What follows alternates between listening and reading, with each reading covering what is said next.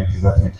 Hugo, também indo aqui um bocadinho outra questão relacionada com a inovação e com o empreendedorismo, a falha pode ser um processo de aprendizagem muito importante, certo?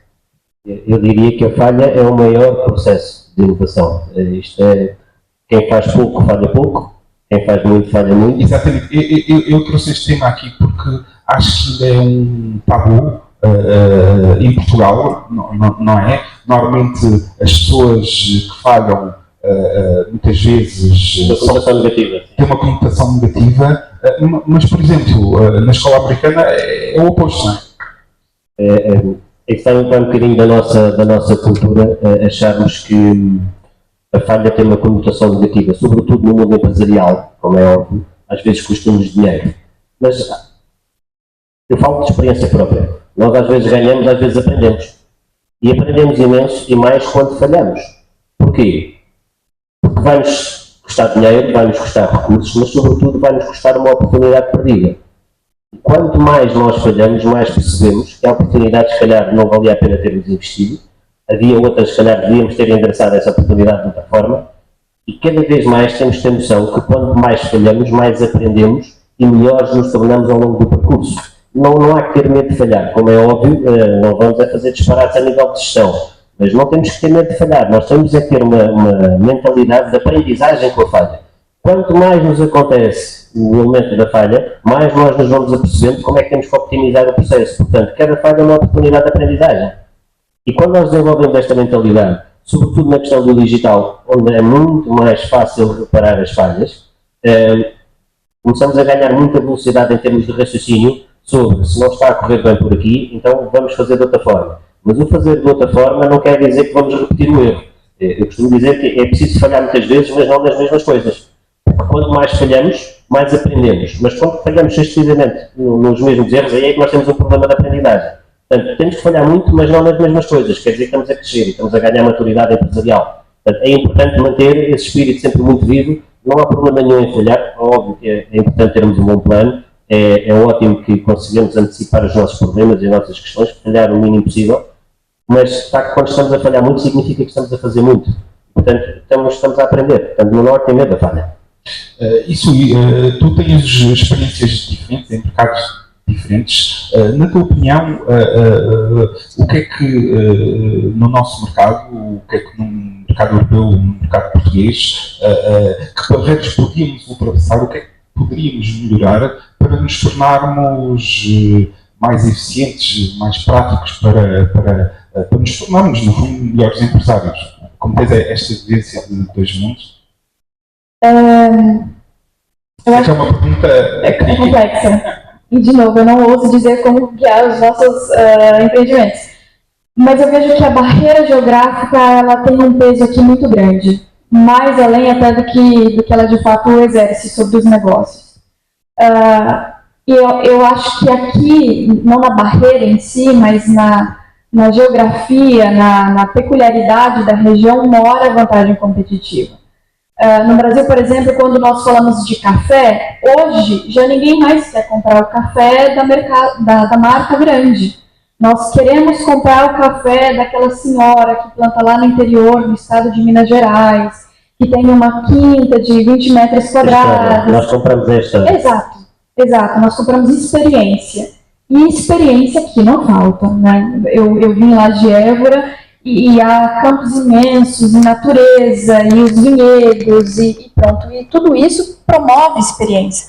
Portanto, eu acho que a força está aqui, no que a gente às vezes enxerga como limitante, mas que pode ser uma vantagem em termos de experiência que só encontra-se aqui no Alentejo. Exatamente. E qual é que é a tua visão deste assunto? É uma questão de mentalidade. É uma questão de nós começarmos a preparar para cada vez que nós vendemos o nosso produto ou serviço, temos que vender a história e a experiência que está por trás do nosso produto ou do nosso serviço.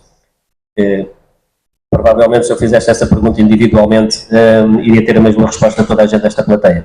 Vocês conhecem alguém que tenha vindo ao Alentejo, um turista, um estrangeiro, que tenha dito que não gosta do nosso vinho ou da nossa comida? Eu não conheço.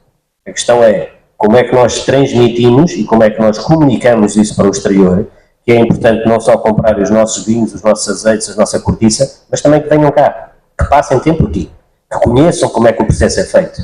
E tudo isso é uma nova indústria que vai desde a hotelaria à restauração, aos produtos e aos serviços que temos para oferecer, mas temos que ter a mentalidade que nós estamos a vender, tal como a história do café, nós estamos a vender também as nossas adegas, estamos a vender os nossos lagares, nós temos que começar a vender tudo, porque nós comunicamos tudo e só conseguimos trazer pessoas para cá se vendermos isso bem. Esta construção de que na Europa os franceses é que fazem bom vinho e os italianos bom azeite, tem que acabar. Nós temos é começar a transmitir que, de facto, se queremos produtos diferenciados, temos que vir aqui experimentá-los, porque muito provavelmente os azeites estão a comprar os italianos, se calhar não são italianos, e os vinhos estão a comprar os franceses, se calhar também não são franceses. E, portanto, nós temos é que nos valorizar cada vez mais e transmitir para o mundo, de facto, aquilo que fazemos bem e contar a nossa história de uma forma que seja incremental, que as pessoas entendam que eu não vou só beber um vinho português, mas quero ir perceber de onde é que ele veio. Quero conhecer a história do vinho, quero saber como é que isto aconteceu e quero perceber o que é que estou a beber. E esta história tem que acompanhar desde a embalagem, o rótulo, tudo ao longo deste trajeto até chegar às mãos do cliente, porque o que nós queremos é que o cliente venha cá, cada vez mais. E quando nós ligarmos estes pontos todos, que através do digital hoje é extremamente fácil, quando já está a ser bem feito, tem que haver essa tomada de consciência que eu não estou a produzir uma garrafa de vinho, eu estou a produzir uma experiência. Exatamente. É totalmente diferente. Exatamente. Eu agora convidava aqui a plateia, questionava se querem colocar alguma pergunta, uma vez que estamos, se querem contribuir aqui para o enriquecimento aqui da nossa discussão, porque de facto acho que era pertinente termos aqui temos 5, 10 minutos onde podemos colocar aqui algumas questões.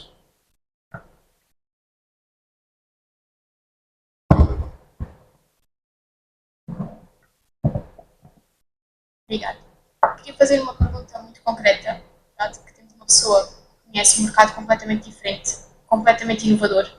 O Brasil, eu trabalho em comunicação, é conhecido por, desde o pequeno artesão à grande empresa, ter um grande papel dentro da comunicação, portanto tem uma grande relação. O café sabe-se divulgar tal como um continente ou uma delta.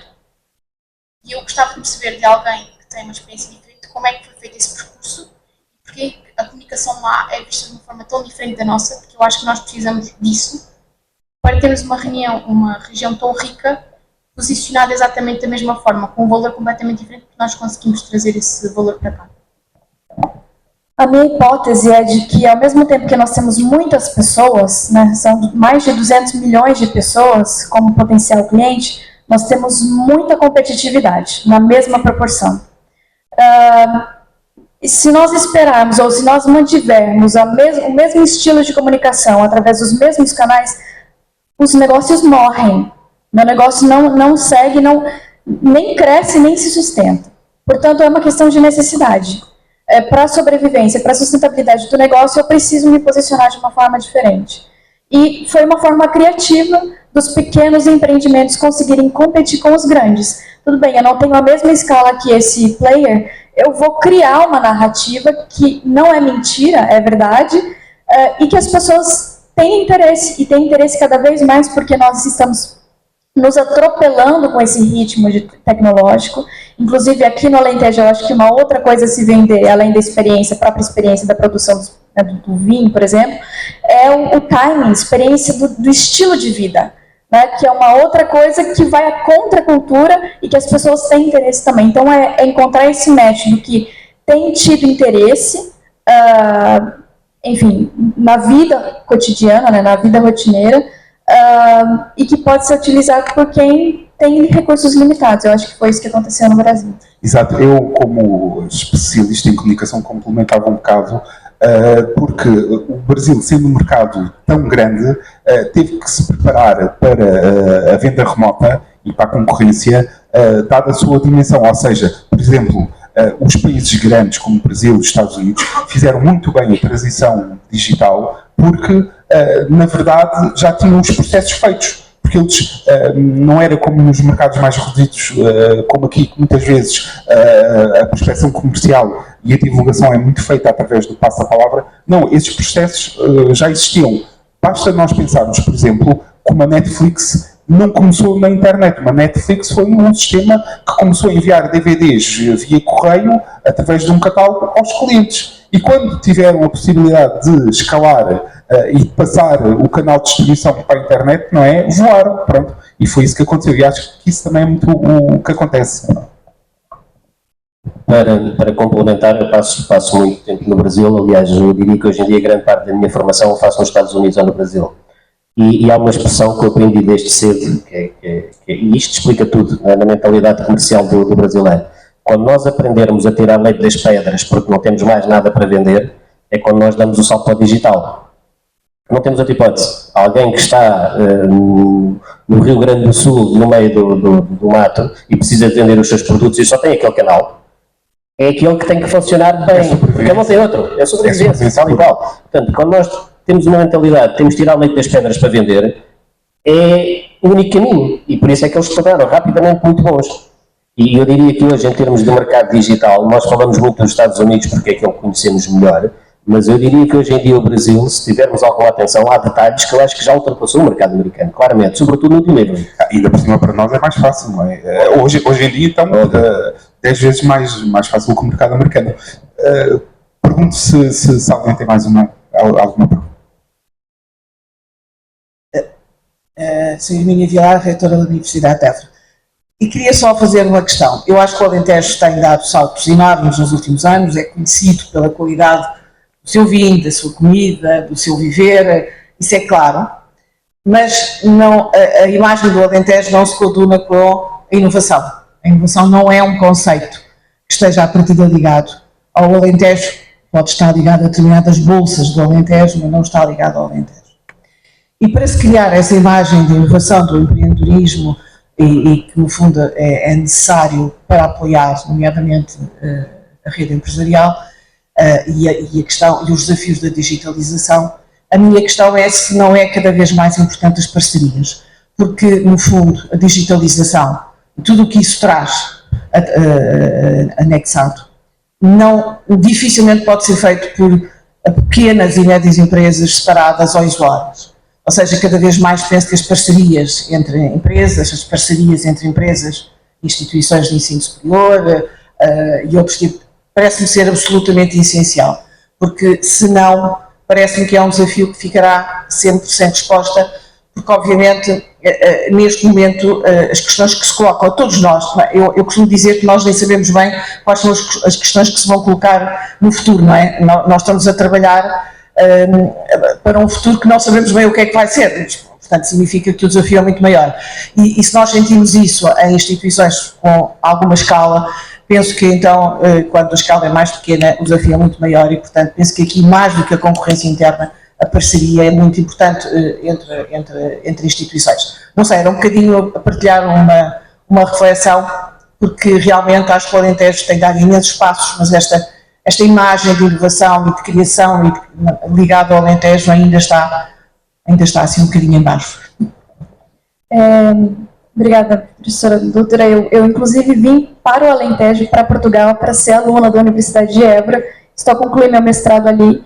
E foi só quando eu entrei no mercado de trabalho aqui no Alentejo que eu consegui desenvolver projetos, enfim, que eu trabalho hoje, projetos de inovação com financiamento público. Quer dizer, eu tinha ali a teoria na universidade, tinha muito conhecimento, tinha contato com agentes da produção científica e foi necessário estar no mercado, estar ali numa empresa de tecnologia do Alentejo para conseguir conectar essas duas pontas. Portanto, eu acho que sim, essa conexão dessa tripla hélice, hoje a gente fala de quádrupla, né?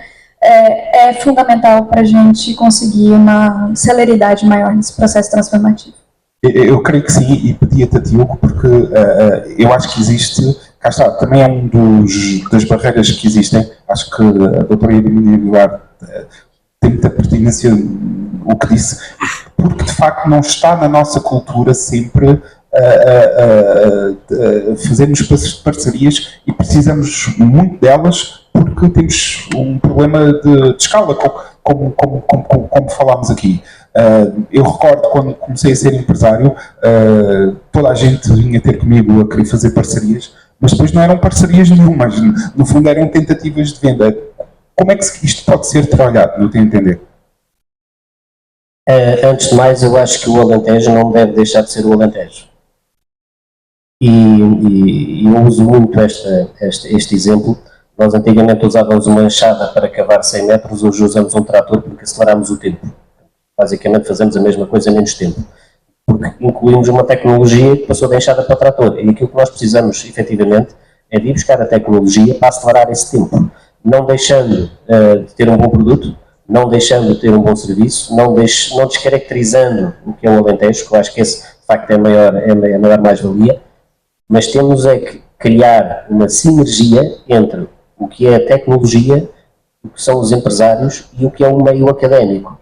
E que eu acho que muitas vezes perde-se. Isto é muito bonito de dizer, mas é muito difícil de fazer. Porque criar esta sinergia quer dizer que tem que haver abertura de toda a gente para dizermos que, se calhar, há coisas que nós podemos fazer melhor e precisamos da ajuda da academia, precisamos da ajuda do meio empresarial para perceber quais são os problemas que a academia pode resolver, mas depois também temos aqui uma questão que é a capacitação das pessoas que vamos preparar na academia para trabalharem no mundo empresarial. E isto só acontece se houver vontade das três partes. E é muito importante que se entenda que isto não vai acontecer em 3 meses, não vai acontecer num projeto, não vai acontecer num ano. É uma questão de mudança de mentalidade, em que nós temos que perceber que nós, para sobrevivermos empresarialmente e academicamente no nosso país, temos que criar uma vontade, temos que criar um ambiente para que isso seja possível. E isto toda a gente tem que estar disponível para, porque se não houver disponibilidade das partes, nunca vai acontecer. E eu acho que o grande problema está aqui. Eu daquilo que tenho analisado e falado, eu acho que todos os recursos estão presentes, temos é que os articular de uma forma ágil, para que o empresário, quando precise de ajuda, e que eu acho que todos precisamos, chegar a um momento e com quem é que eu vou falar e em quanto tempo é que eu preciso montar este processo. E eu diria mesmo que temos também aqui uma camada superior que é um grande desafio, realmente é como é que transmitimos a mensagem às pessoas que o Alentejo também é inovação, porque a inovação está aqui presente. Nós que estamos no campo sabemos disso e conhecemos alguns bons exemplos, mas realmente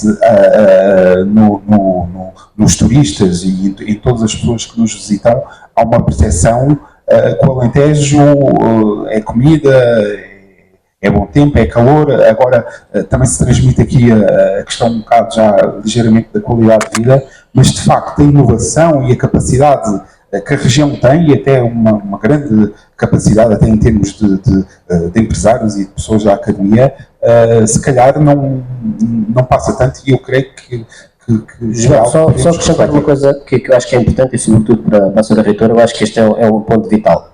A academia só cresce com exemplos do mundo empresarial, e o mundo empresarial só cresce com a ajuda da academia.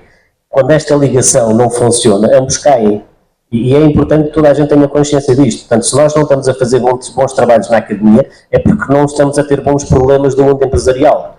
E o mundo empresarial cresce tecnologicamente em todos os aspectos, mesmo no Minista, quando a academia consegue beneficiá-los também. Portanto, esta ligação tem que ser direta. E sobretudo, eu vejo que há tantos recursos que se podem utilizar e só falta aqui, provavelmente, um ponto de agilização onde o empresário possa entrar em contacto com a academia e a academia com os empresários para poderem ambos ajudarem-se mutuamente. Eu acho que o grande ponto tem que ser esse. E falando aqui de recursos, o tempo também é um recurso escasso. Eu pergunto se alguém quer colocar mais alguma questão. Muito bem, então damos aqui esta mesa redonda por encerrada. Se alguém depois nos coffee breaks quiser